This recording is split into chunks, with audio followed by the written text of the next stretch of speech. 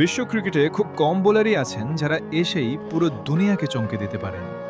২০১৫ সাল মিরপুরের শেরেবাংলা স্টেডিয়াম, ভারতের শক্তিশালী ব্যাটিং লাইনআপের সামনে এক রোগা পাতলা তরুণ বোল হাতে দাঁড়ালেন।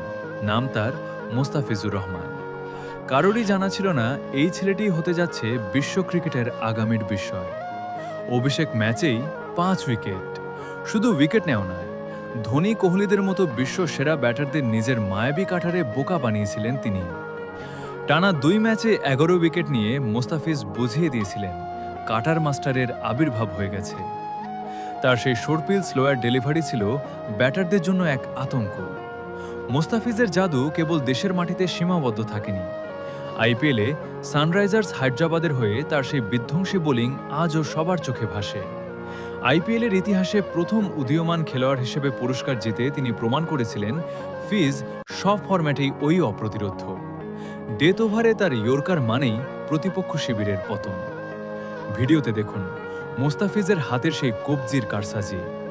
যখন তিনি বল রিলিজ করেন, ব্যাটাররা বুঝতেই পারেন না বলটা ভেতরে আসবে নাকি বাইরে যাবে। এই রহস্যই তাকে অনন্য করে তুলেছে। মোস্তাফিজ কেবল একজন বোলার নন, তিনি আমাদের ক্রিকেটের এক সম্পদ, এক অনন্য ব্র্যান্ড। সাতক্ষীরার কালীগঞ্জ থেকে উঠে আসা এই তরুণ আজ বিশ্ব ক্রিকেটের আইকন। মোস্তাফিজুর রহমানের এই জাদুকরী পথচলা আমাদের গর্বিত করে।